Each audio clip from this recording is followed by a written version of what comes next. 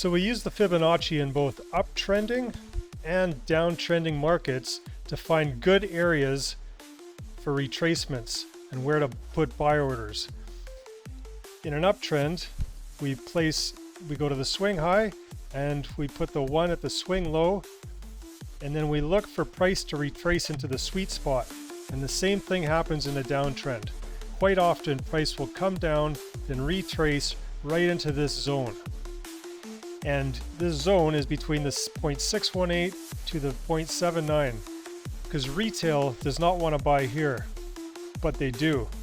In big institutions, they wait or manipulate price down to come into this area quite often.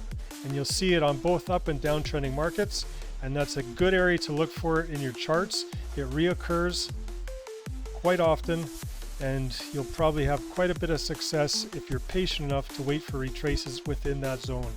Hey guys, thanks for watching. Please hit the subscribe button, give us a like, and notifications as well for your next videos.